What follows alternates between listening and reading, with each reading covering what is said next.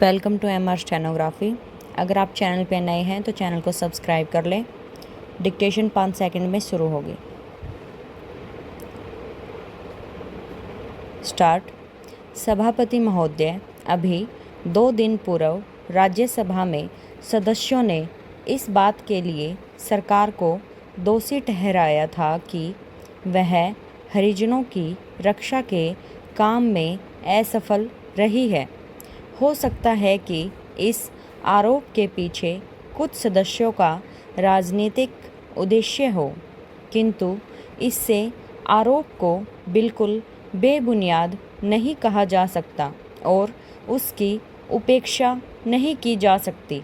राज्य मंत्री ने भी इस आरोप के जवाब में यह कहा है कि हरिजनों को अत्याचारों से बचाने के लिए सरकार कदम उठा रही है।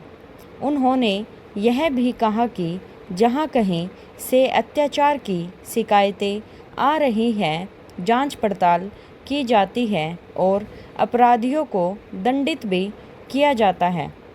सरकार इस संबंध में कितनी जागरूक है, उसके लिए उन्होंने गुजरात सरकार का यह उदाहरण पेश किया है कि उसने अपने यहाँ यह आदेश जारी कर दिया है कि हरिजनों की सुरक्षा के लिए जिला अधिकारी जिम्मेदार ठहराए जाएं।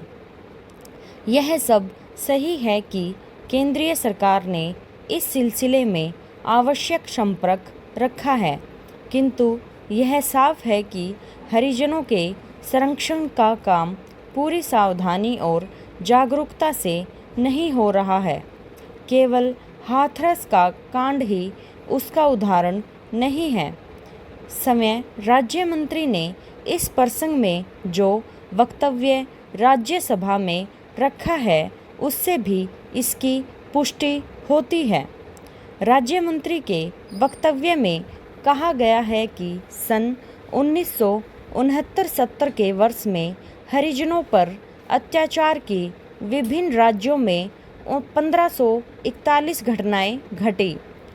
आदिवासियों पर जो अत्याचारों ने कितना भयंकर रूप धारण किया कि वह इस बात से साबित हो जाता है कि कई प्रदेशों में हरिजनों को जिंदा जलाया गया और उनके घरों में आग लगा दी गई।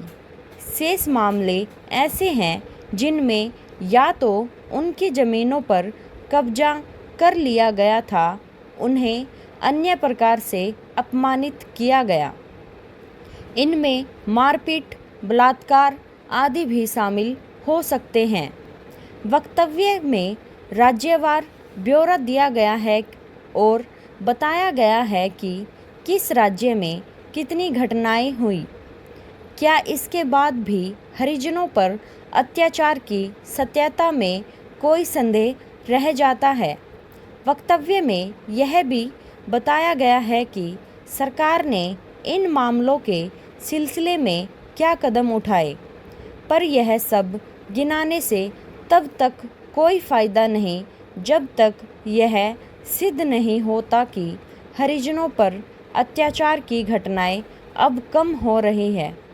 फिर बहुत से मामले ऐसे भी हैं जिनमें कोई कानूनी कार्रवाई नहीं की जा सकी। अकेले मध्य प्रदेश में 40 मामले ऐसे हैं जिन पर राज्य सरकार कोई उचित कार्यवाही नहीं कर सकी। ऐसी सूरत में अत्याचार करने वालों का हौसला बढ़ेगा और हरिजनों का प्रशासनिक जागरूकता से विश्वास खत्म होता जाएगा।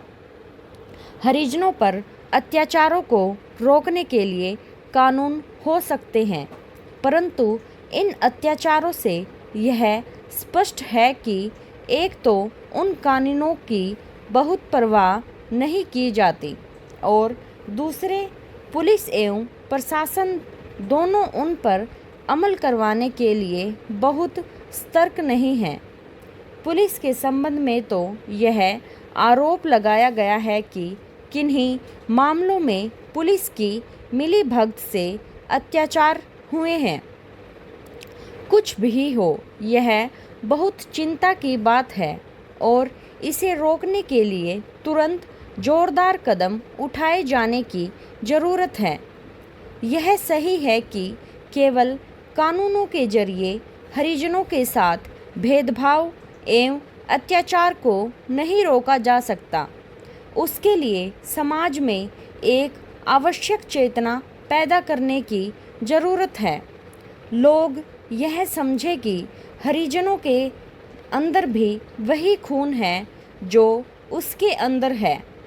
इसके साथ ही साथ सरकार यह भी करे कि जिन कारणों से ये अत्याचार होते हैं उन्हें हटाया जाए।